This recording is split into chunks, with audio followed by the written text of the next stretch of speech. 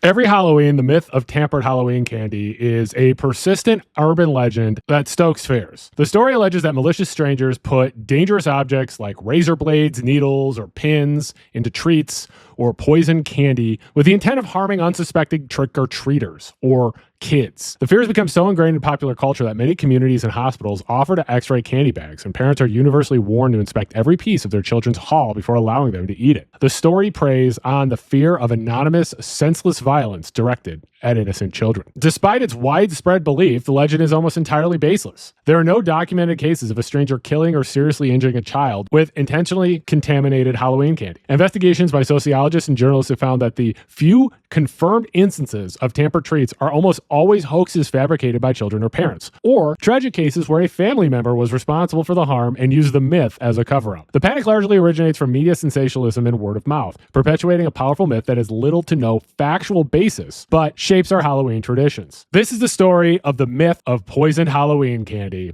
Let's get spooky. Hey, spooky people, it's your best friend Kenny, and we are back with another spooky, disturbing story. Before we get to today's story, make sure that you are subscribed to this channel, The Spooky Lawyer. Please like and share this video. Each year, as autumn leaves begin to fall and jack-o'-lanterns appear on doorsteps, there is a familiar ritual of American life. Alongside the preparations for Halloween, a darker tradition emerges. Media outlets issue warnings, police departments publish safety tips, and parents across the nation meticulously inspect their children's candy. This annual exercise is based on a deeply ingrained fear, a piece of modern folklore so potent that it's reshaped the holiday. It is the fear of the Halloween sadist, an anonymous, motiveless stranger who seeks to poison, maim, and murder children by contaminating their trick-or-treat candy. The urban legend of Halloween poison candy is based on the erosion of public trust in American society. The myth's foundations were laid long before the first razor blade was imagined in an apple, and it's built upon pre-existing anxieties about food safety, the commercialization of the Halloween tradition, and the breakdown of community bonds. The first seeds of the poison candy myth were sown during the Industrial Revolution of the 19th century. As food production moved from the local spaces to the environment of a factory, there was a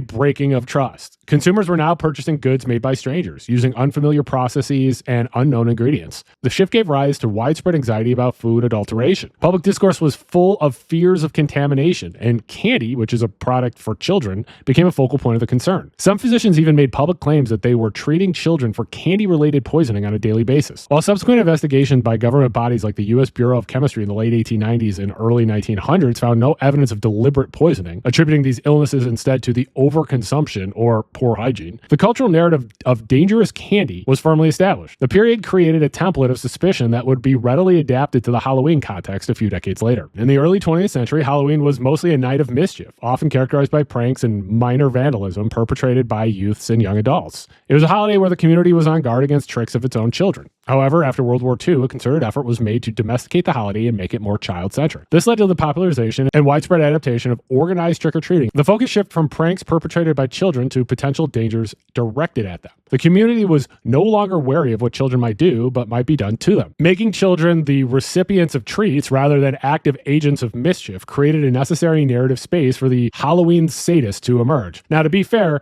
children still remain agents of mischief. Or at least they should. Children should get into mischief. The post-war boom also saw the aggressive commercialization of Halloween. Candy manufacturers recognized a massive market opportunity and began heavily advertising their products as quintessential Halloween treats throughout the 1950s and 60s. This marketing push cemented prepackaged, mass-produced candy as the holiday's currency. The development had an unintended consequence. As corporate factory-sealed candy became the norm, it inadvertently established a new standard for what was considered safe. To the public, sealed branded candy was trustworthy, while traditional unwrapped treats such as homemade cookies, popcorn balls, and fresh fruit became objects of suspicion. The typical legend of the razor blade and the apple is a direct product of the cultural shift. The apple was once a common and wholesome Halloween offering. It was demonized precisely because it lacked the corporate seal of approval. See what I did there? The commercial forces that made Halloween a national celebration also created the conditions for its fear. The confectionery industry became its unintended beneficiary, as parental fear drove consumers away from homemade alternatives and towards their mass-produced products. This was ignited by the social climate of the 1960s and and 70s. This was a period of profound social upheaval, marked by rising crime rates and a general sense of social fragmentation. As communities became more mobile and less connected, a pervasive fear of strangers began to take hold. The long-standing American ideal of the safe, trustworthy neighborhood was eroding. The poison candy legend emerges as a perfect metaphor for this anxiety. It gave a concrete, terrifying form to the abstract fear that the social fabric was unraveling and that you could no longer even trust your own neighbors. The story of the kindly old woman down the block hiding a razor blade in an apple was so powerful because it encapsulated the terrifying possibility that danger was no longer out there. It had infiltrated the heart of the community, hiding behind a familiar, smiling face. The widespread threat of poison Halloween candy is a myth, but its persistence has been fueled by a handful of real-world incidents that have been consistently cited as proof of its existence. Looking at these cases shows a pattern of isolated acts, non-lethal pranks, and targeted crimes for which the urban legend provided a convenient smokescreen. We're not talking about random anonymous violence here. We're talking about acts that were done intentionally. The first widely spread reported incident that seemed to validate the fears of tampered candy occurred on Halloween night in 1959 in Fremont, California. William Shine, a local dentist, distributed approximately 450 candy-coated laxative pills to trick-or-treaters. His motives were unclear, whether it was a prank or a bizarre attempt to teach a lesson about dental health, but the outcome was messy. Maybe he was just trying to make sure everybody was regular. At least 30 children fell ill after consuming the pills. Shine was subsequently charged with outrage of public decency and unlawful dispensing of drugs. The case was significant because it marked the first documented instance of an adult deliberately distributing adulterated items to children on Halloween, establishing a precedent that resonated with pre-existing fears. 5 years later, in Greenlawn, New York, another case captured national attention. On Halloween 1964, Helen Feel, a 47-year-old housewife, decided to protest what she saw as an abuse of trick-or-treating by children she thought were too old to be participating. She prepared special packages for these teenagers containing inedible items, steel wool pads, dog biscuits, and arsenic-laced ant buttons that were clearly labeled with the word poison. Feel later told police she didn't mean it maliciously and that she had distributed the items as a joke to express her annoyance. Nothing like the old arsenic joke, right? Here, have some arsenic. Oh, it's a joke. Although no one was harmed and the poison was clearly marked and intended as a gag, but still had poison in it, she was prosecuted and pled guilty to endangering children. It introduced the element of malicious intent into the public narrative, solidifying the image of a disgruntled adult using Halloween treats to act out their grievances against children. The most single infamous case associated with the poison candy legend occurred on Halloween in 1974 in Deer Park, Texas. This incident is the exact opposite of the myth. The perpetuator wasn't a random stranger, but a father murdering his own son for money. Ronald Clark O'Brien was an optician who was deeply in debt, and he had taken out a substantial life insurance policy on his two children shortly before Halloween. On Halloween night, while trick-or-treating with his 8-year-old son Timothy, his 5-year-old daughter Elizabeth, and other neighborhood children, O'Brien produced a 5 21-inch pixie sticks, claiming a wealthy neighbor was handing out expensive treats. Later that evening, he urged his son to eat one before bed. Timothy consumed the candy, complained of its bitter taste, and died within an hour. The autopsy revealed he had ingested a fatal dose of potassium cyanide, which had been packed into the top few inches of the giant straw. Oh boy. I mean, I never liked pixie sticks, but this is horrible. O'Brien's plan was diabolical. It was evil. He had laced not only his son's candy, but also the 4 other pixie sticks he gave to his daughter and other children. His intent was to create the illusion of a random Halloween sadist at work, thereby covering his tracks and allowing him to collect the insurance money. Fortunately, none of the other children consumed the poison candy. One child was unable to open the staples O'Brien had used to reseal the package. Police quickly became suspicious when O'Brien could not lead them to the house where he claimed to have received the treats. The investigation revealed his plot, and he was convicted of murder and put to death in 1984. This case is crucial to the poison candy myth. It's the only widely documented death from poison Halloween candy. It demonstrates how the urban legend was not just a baseless fear, but a cultural narrative that was so powerful it would be weaponized. O'Brien didn't create the myth, but he used it as a shield, as a defense for his own commission of murder. Beyond these cases, the legend has been sustained by patterns of misattribution and fabrication. On several occasions, a child's death on or near Halloween was initially blamed by the media on tampered candy, only for subsequent, less publicized investigations to reveal other causes. The pattern has been a key factor in keeping the fear alive, as the initial terrifying headline makes a deeper cultural impression than the later correction. Research has shown that a significant portion of candy tampering reports are hoaxes, often perpetuated by children seeking attention by placing a pin or a needle in their own candy and claiming to have discovered it. These cases reveal a dark, inverse relationship between the myth and reality. The legend of stranger danger became a convenient narrative shield used to conceal the far more common and more terrifying reality of domestic crime. The public was being taught to fear the anonymous monster at the door, while the evidence consistently pointed to the dangers already inside the home. The scattered fears and incidents of the 1950s and 60s turned into full-blown moral panic over the next 2 decades. A moral panic is a situation in which a widespread, often irrational fear spreads through a population that a particular group or behavior is a threat to society. This process is typically fueled by a sensationalized media coverage and amplified by moral entrepreneurs, individuals or groups who call attention to the perceived threat. The Halloween candy panic of the 1970s and 80s is a textbook example of this phenomenon, driven by the media, a high-profile case of real-world product tampering, and the voices of trusted public figures. A key moment in the candy panic can be traced to an article published in the New York Times in October 1970. Those Halloween goodies may be more horror than happiness. And that doesn't mean he got a Mounds bar. God, coconut candy is the grossest, am I right? It was an opinion-style article that uncritically presented the threat as a growing reality. It used sensational and speculative language, planting seeds of fear through powerful rhetorical questions rather than actual evidence. The article warned, plump red apple that Junior gets from the kindly old woman down the block may have a razor blade hidden inside. My problem with the whole apple thing is, how do you get a razor blade into an apple without there being a razor blade mark in the apple, right? I don't understand that. The chocolate candy might be a laxative. The bubble gum might be sprinkled with lye. By citing unconfirmed reports and warnings from a state health commissioner without any other evidence, the article lent credibility of a major national newspaper to what had previously a disparate collection of rumors and folklore. This piece is identified by researchers as a key turning point, marking the moment the legend transitioned from word of mouth to a nationally recognized social problem. The New York Times article lit the fuse, but the Chicago Tylenol murders of 1982 were the explosion that propelled the panic to its highest point. In late September and early October of 1982, just weeks before Halloween, 7 people in the Chicago area died after ingesting Tylenol capsules that had been laced with cyanide and placed back on store shelves. This real and somehow still unsolved crime shocked the nation. It provided a horrifyingly tangible example of the type of anonymous random consumer product tampering that the Halloween legend of poison candy had long described. The timing of the Tylenol murders was a coincidence that created a perfect storm for fear. The public's legitimate and intense anxiety about poison medicine was easily adopted onto the threat of poison candy. The Tylenol case transformed the Halloween sadist from a vague what-if boogeyman into a plausible, real-life possibility. If someone would tamper with Tylenol, they could also tamper with candy, right? In the aftermath, warnings about Halloween candy reached a fever pitch, with some communities attempting to ban trick-or-treating altogether. Could you imagine that? The Tylenol murders provided a missing ingredient for the full-blown moral panic, a verifiable, high-profile incident that bridged the gap between the folklore and the perceived reality, making the unbelievable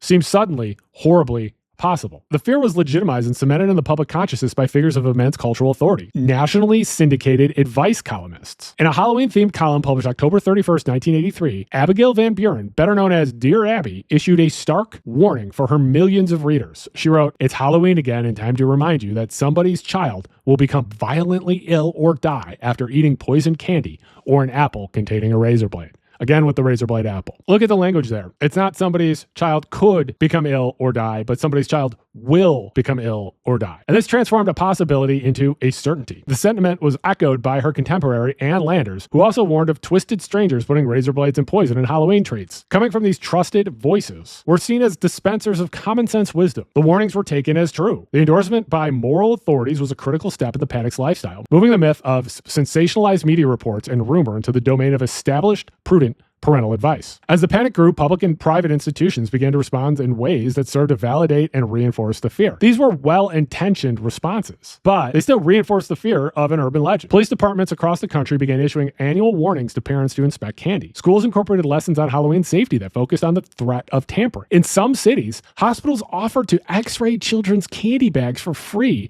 to detect hidden objects like razor blades or needles. These x-ray programs consistently found nothing, but their very existence sent a powerful message. The threat was real enough to warrant the use of medical technology. These responses completed the feedback loop of the moral panic. The public's fear was amplified by the media, led to official action, which in turn was interpreted by the public as confirmation that their fear was justified. The moral panic over tampered Halloween candy reached its peak in the early 1980s, and a systemic academic inquiry into the phenomenon began. At the forefront of the effort was Joel Best, a sociologist from the University of Delaware. Alongside with his collaborator Gerald T. Horiuchi, undertook the deconstruction of the poison candy myth. Their research began with the 1985 landmark paper, The Razor Blade and the Apple: the societal construction of urban legends. It provided the intellectual and evidentiary foundation for understanding the poisoned Halloween candy urban legend not as a crime wave, but as a powerful piece of modern folklore. Best's approach was grounded in rigorous sociological methodology. He and Horiuchi conducted a comprehensive review of major national and regional newspaper archives, systematically searching for any reported incidents of poisoned Halloween candy between 1958 and 1983. Their goal was to move beyond rumor to create a verifiable database of actual events. They cataloged every story that treated an incident as a case of Halloween sadism, regardless of its apparent authenticity, in order to analyze the full scope of media coverage. Best has continued to update his research for decades, creating an unparalleled longitudinal study in contemporary urban legend. The core findings of Best's research were unequivocal. After scouring a quarter century of news reports, he found that the threat of poisoned Halloween candy was vastly exaggerated. His initial study identified fewer than 90 possible instances of candy tampering, and the vast majority of which were minor or of questionable authenticity. Best has never, in over 4 decades of research, found a single substantiated report of a child being killed or seriously injured by a contaminated treat received from a stranger during the course of trick-or-treating. His research revealed 2 dominant patterns. The first was that the overwhelming majority of reports of sharp objects found in candy were hoaxes. These were often perpetrated by children themselves, who, having heard the legends, would place a pin or needle in their own candy to gain attention of concerned adults. The second pattern was that the few genuine tragedies associated with Halloween treats were consistently misattributed to anonymous sadists when the actual perpetrators were family members attempting to cover up their crimes. From these findings, he found that the poisoned Halloween candy is a classic contemporary urban legend, a story told as true despite a lack of evidence that serves to express collective fear. In this case, the folk devil of the Halloween sadist embodied anxieties about rising crime, the erosion of community trust, and the perceived loss of traditional value, as well as the vulnerability of children in a world that seemed increasingly dangerous and unpredictable. Best noted the absurdity of the central character, a homicidal maniac so deranged that he wishes to murder unknown children at random,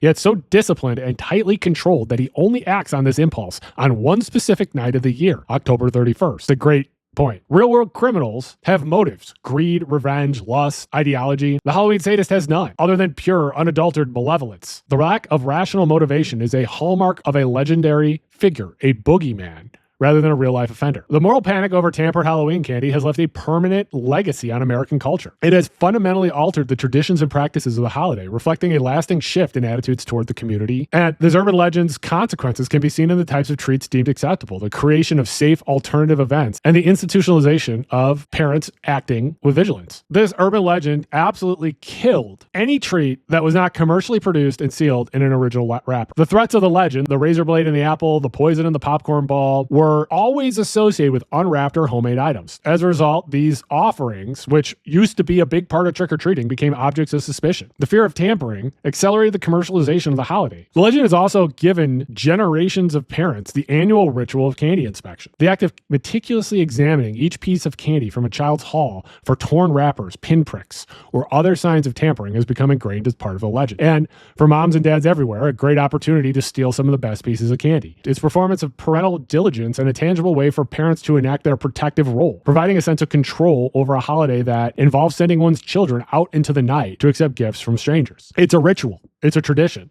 That's all it is. In the 21st century, the urban legend of poison Halloween candy has been adaptable, evolving to reflect our new anxieties. The anonymous, motiveless poison of the 1970s has been updated. The advent of the internet and social media has provided new ground for the legend, allowing modern iterations of the panic to spread farther and faster than before. The fears of poison and razor blades became ingrained as classic folklore, but the legend is mutated to incorporate more specific modern problems. With the increasing legalization of cannabis, a new panic emerged. The fear that THC-laced edibles, often manufactured to look like regular candy, would be accidentally or intentionally distributed to children on Halloween. This new version of the myth fits perfectly onto the old template, replacing the sadist cyanides with the drug users' gummy bears. And while there have been isolated incidents of children accidentally ingesting marijuana products found in the home, there's no evidence of anyone deliberately handing out expensive THC edibles to random trick-or-treaters. But the story continues to circulate online every year on social media, fueled by images of cannabis products that mimic popular candy brands. A more recent and potent evolution of the panic occurred in 2022 with the rainbow fentanyl scare. The panic began with a legitimate public safety announcement from the Drug Enforcement Administration in August 2022, warning that drug traffickers were producing fentanyl in a variety of bright colors, potentially to make it more appealing to younger users. users. The DEA's official warning made no mention of Halloween or any plot to target children with contaminated candy. But this warning was quickly distorted as it entered the political and media ecosystem. This narrative went viral on social media platforms, creating a full-blown national panic. The story was a perfect storm of misinformation. It took a kernel of truth, which was the existence of colored fentanyl, and grafted it onto the powerful pre-existing cultural script of the poisoned Halloween candy legend. Despite public health experts and law enforcement officials repeatedly stating there is no evidence of this threat, the fear spread uncontrollably. The Rainbow Fentanyl case shows the profound impact of social media on the life cycle of a moral panic. In the 70s and 80s, the legend spread relatively slowly through word-of-mouth, newspapers, and television news cycles. Today, social media algorithms are a powerful accelerant. Emotionally charged, fear-based content is highly engaging and is therefore amplified and prioritized, spreading to millions of users in a matter of hours. Misinformation spreads far more rapidly and widely than actual corrections or fact checks, meaning the initial panic-inducing post will always have a greater reach than the later debunking. This allows a baseless rumor to become a perceived reality for a significant portion of the population almost instantaneously. After a decade of exhaustive research, it's clear that the verdict on the poisoned Halloween candy legend is that it's a myth. There has never been a single substantiated case of a stranger murdering a child with a randomly distributed, tampered Halloween treat. And the handful of genuine tragedies associated with the holiday have been consistently traced back to targeted crimes by family members or to unrelated medical causes. The vast majorities of tampering reports have been revealed as hoaxes, and yet, despite the overwhelming weight of evidence, the legend continues. The annual ritual of fear persists, adapting to new anxieties, but never disappearing. The question then is, why do we continue to believe? Make sure that you're subscribed to this channel, The Spooky Lawyer. Make sure that you like and share this video. Make sure that you follow me on Blue Sky, Twitter, and TikTok. My username is The Spooky Lawyer. If there is a spooky or disturbing story you would like me to cover, leave a comment and tell me about it. Or if you like the video, leave a comment and tell me about it. Or if you're feeling shy, send me an email. My email address is thespookylawyer@gmail.com. If you'd like to support the channel, there is a link in the description of this video to buy me a coffee, so you can buy me a coffee. Or you can become a member of the channel. For the $1.99 tier, you can get access to exclusive content, including exclusive videos, as well as access to my videos before they're made public. I appreciate you considering this. Hey, it's $1.99. I'm going to put the names of all the people who have donated to this channel here, and I'm going to put the names of all of the people who are members of the channel here. Thank you all very much. You can also support me by clicking like, sharing,